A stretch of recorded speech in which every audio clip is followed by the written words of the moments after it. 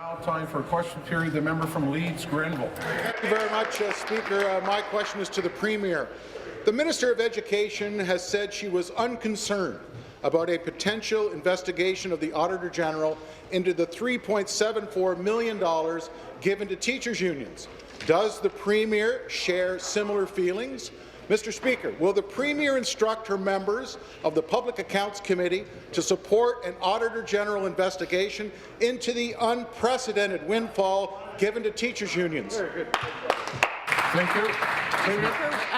Speaker, the reality is the Auditor General has the authority to look at what she chooses to look at, and of course, we always will work with her and cooperate with her, Mr. Speaker.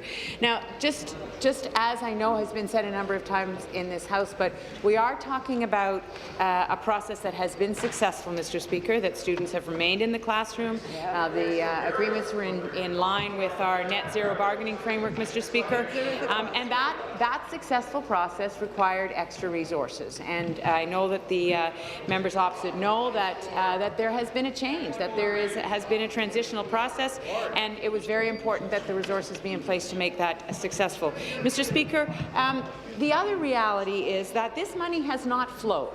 So, I say to the members opposite, I'm not sure how familiar they are with the negotiating process and with the collective bargaining process, but the agreements are in place. The money has not flowed yet, and I'll have more to say about that in the supplementary. Thank you. Supplementary.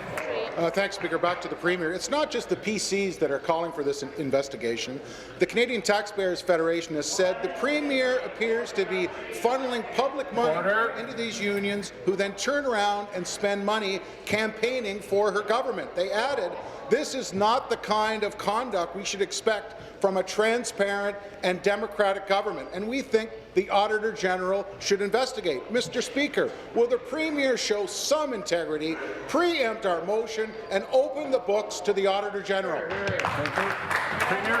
Speaker, I said in the first answer that of course we'll work with the Auditor General. We will absolutely work with the Auditor General as we always do, and she has the opportunity to look at what she chooses to look at.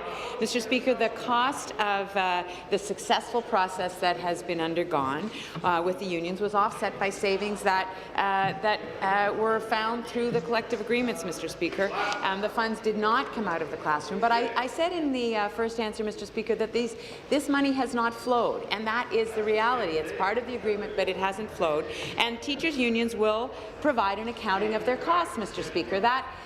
Before that money flows, there will be an accounting of how that money is used and what that money is for and what the costs were. So that is, I think, Mr. Speaker, consistent with what we have been saying about the cost of getting these agreements.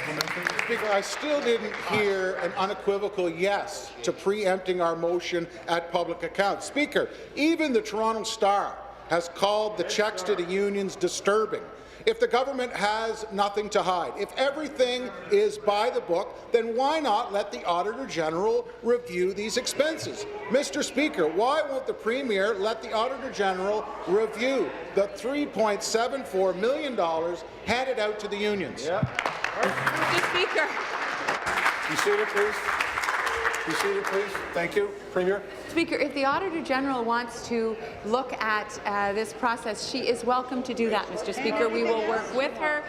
We will cooperate with her, as we always do, Mr. Speaker. But remember, this is a successful process. It's the first time that this particular process has been used, Mr. Speaker. There were resources required to get these successful agreements, Mr. Speaker, and that has happened. This money has not flowed. The teachers' unions will be required to provide an accounting, Mr. Speaker, before the money flows, so that it will be clear exactly how the costs were incurred, Mr. Speaker. But the fact is, it's been a successful process. It was a transitional process because it was new, Mr. Speaker, and the money has not flowed, and there will be an accounting from the unions about how the costs were incurred. Thank you.